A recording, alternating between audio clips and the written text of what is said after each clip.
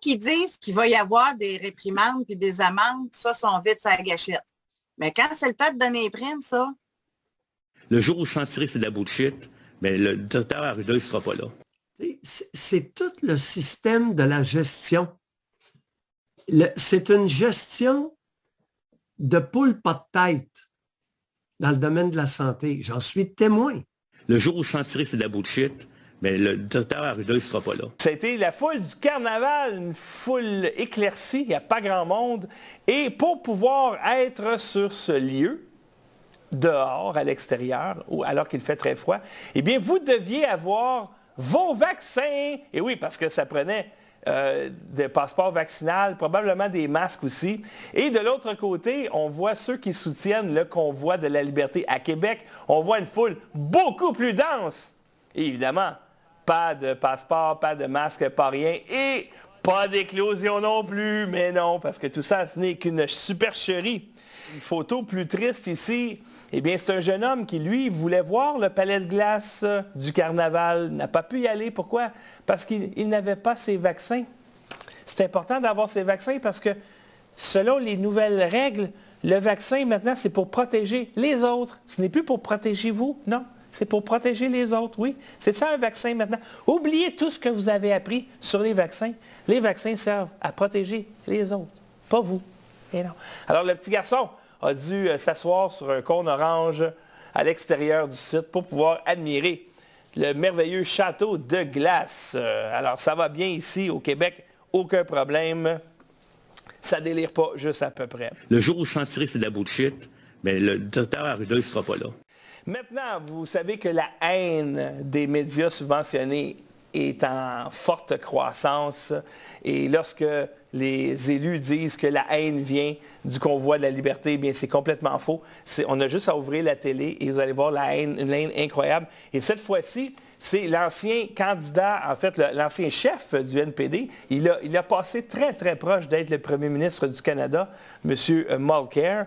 Lui, il incite les gens pas à être tolérants, pas à s'aimer les uns les autres, pas à se tenir la main ensemble, faire une nation et faire la promotion de la liberté et des valeurs canadiennes. Non.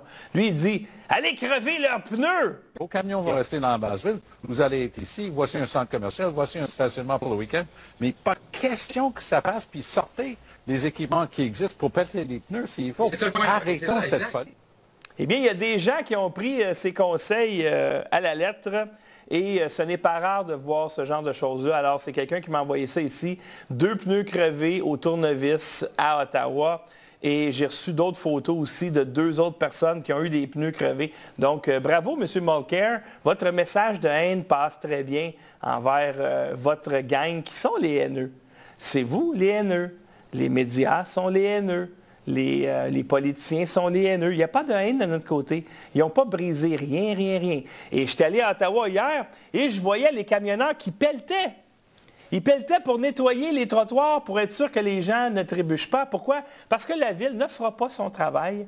C'est le contraire. La Ville a déclaré l'état d'urgence. Imaginez, l'état d'urgence à Ottawa. On va voir un peu plus tard. On a encore du temps, si ça vous dérange pas, là. Ça fait longtemps, j'ai envie de placoter. Je ne sais pas si votre idée est faite là-dessus, mais je regardais le maire d'Ottawa qui a décrété l'état d'urgence en lien avec les camionneurs qui sont sur place. Là, ça fait quoi? Ça fait 10 jours, je pense, qu'ils sont là? Oui. Là, ça leur donne la possibilité de donner des amendes, de couper les vivres. Et là, c'est rendu que ceux qui vont porter de l'essence aux camionneurs, ceux qui vont approvisionner en nourriture, c'est eux qui reçoivent des amendes. Ça me semble que c'est spécial. Ouais.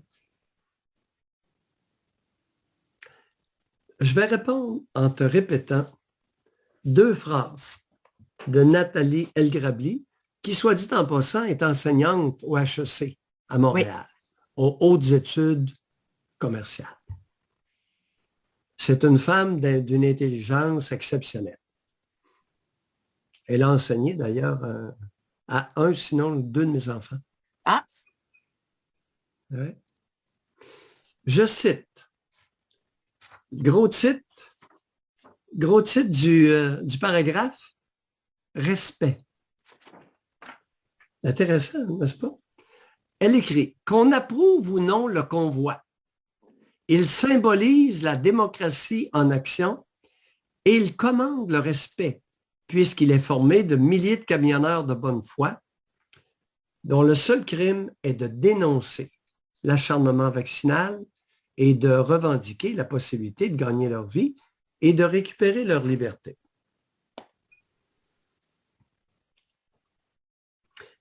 Jim, je m'adresse au maire d'Ottawa. Je comprends ta détresse, Jim Watson. Tu as un problème sur les bras. Tu as un problème que tout le monde t'a laissé sur les bras. Justin Trudeau, Doug Ford, et là, tu es tout seul.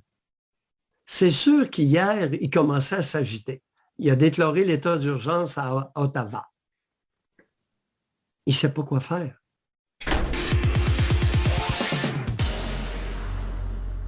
Un embarras à partager de la part de Christian Dubé, ministre de la Santé.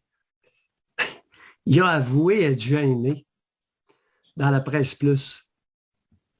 Il a accordé une entrevue et il s'est déclaré gêné parce que la rétroactivité et les primes impayés au personnel de soins étaient plutôt légendes qu'exceptionnelles. José, ça fait combien de temps que je te dis que le domaine de la santé, la gestion du domaine de la santé, ça ne vaut pas cher la livre. Là, Dubé vient de s'ouvrir les yeux, il dit « Hein? Là, on promet de la rétroactivité, on promet des primes, et non seulement ça n'a pas encore été versé, mais on ne sait pas quand est-ce que ça va l'être. » Sacrement! Le jour où je sentirai que c'est de la bullshit, mais le docteur Arruda, il ne sera pas là.